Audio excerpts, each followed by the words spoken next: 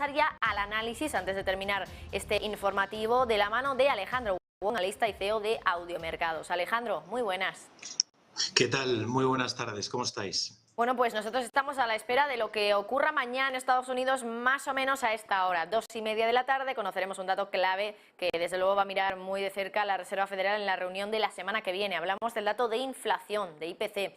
Se espera que esa inflación, según lo estimado, claro, pues baje un poquito, del 8,5 al 8,1 es la estimación que he estado viendo yo. Por lo tanto, quizá estaríamos ante ese techo ya de la inflación en Estados Unidos y por tanto también empezaríamos a ver pues las consecuencias favorables de la subida de tipos de la Fed en la inflación. ¿Crees que ese dato se va a cumplir, esa estimación, y que habremos visto ya el techo de inflación en Estados Unidos?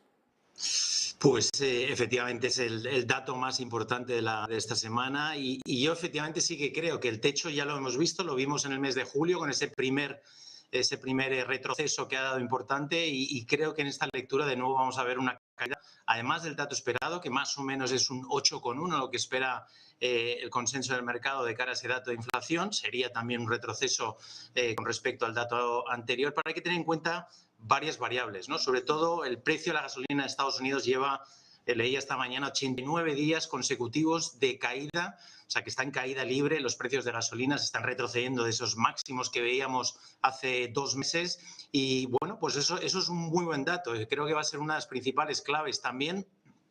Tenemos que tener en cuenta que no solamente la gasolina, pero también indicadores como las ventas de las viviendas están bajando, también los precios de las viviendas.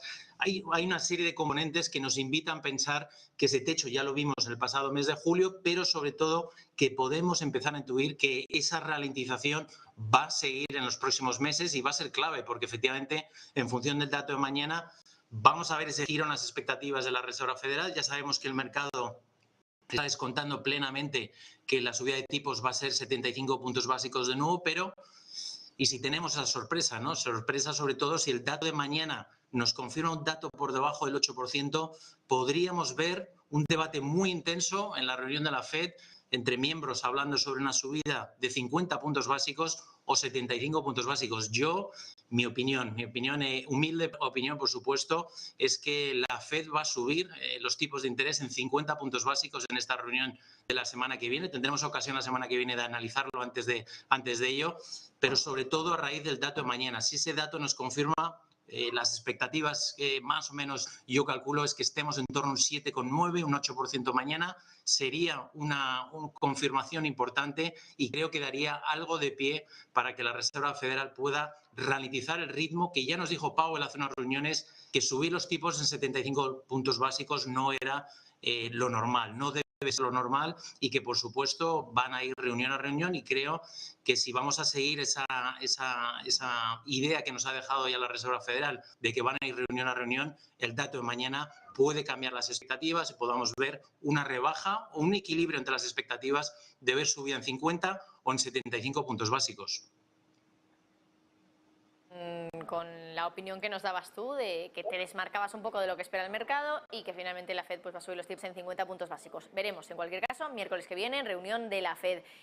Hablando de bancos centrales, hoy el BCE, han hablado varios miembros, entre ellos, por ejemplo, Luis de Guindos, que ha dicho que no sabe, no puede decir exactamente en cuánto van a subir los tipos de interés, pero sin embargo, otro miembro del Consejo de Gobierno, Edward Scicluna, sí que ha hablado y ha dicho, entre otras cosas, que no espera que vuelva a haber subidas de tipos de 75 puntos básicos en el futuro en el Banco Central Europeo. ¿Qué te parecen estas declaraciones, sobre todo de este último, de Edward Scicluna, tan contundentes y tan específicas de que no va a volver a haber una subida de tipos de la magnitud que veíamos la semana pasada?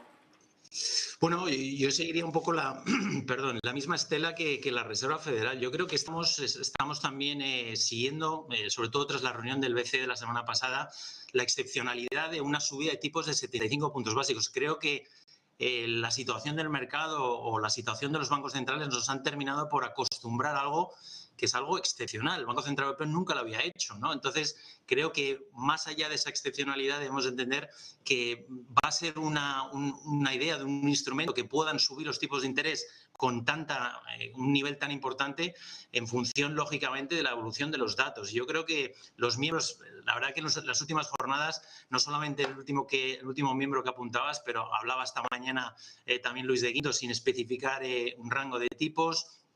Isabel Schnabel está hablando también en estos momentos.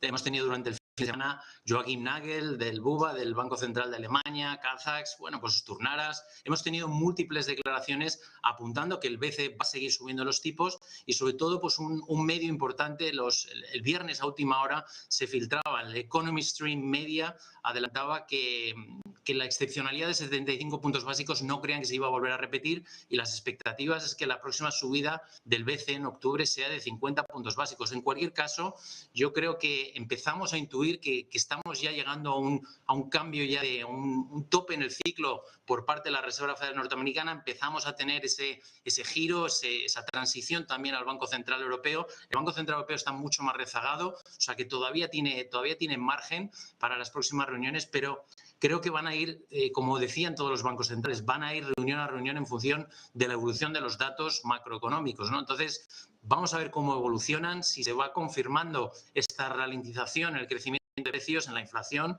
pues vamos a empezar a ver bancos centrales empezar a dar un poco de marcha atrás. Hay que tener en cuenta que los efectos de subir los tipos de interés no es un efecto inmediato en una situación macroeconómica, sino que requiere también de muchos meses, de muchos trimestres, hasta que los mercados asimilan esas subidas de tipos de interés. Por lo tanto, queda todavía muchos efectos, en este caso colaterales, que van a venir debido a este ciclo de ajuste que están realizando los bancos centrales. Así que yo estaría también de acuerdo con este miembro del Banco Central Europeo apuntando que en octubre el BCE subirá los tipos de nuevo, pero será una subida más moderada de 50 puntos básicos. También Lagarde lo dijo en la reunión, que subir a 75 puntos básicos no podía ser tampoco la norma. Por lo tanto, vamos a seguir creyendo las palabras de los miembros, al menos que algo excepcional ocurra, ¿no? Algo excepcional con un muy mal dato de inflación o con un dato que no dé ningún tipo de signos de techo en la zona euro y, por supuesto, también teniendo en cuenta que la eurozona está pendiente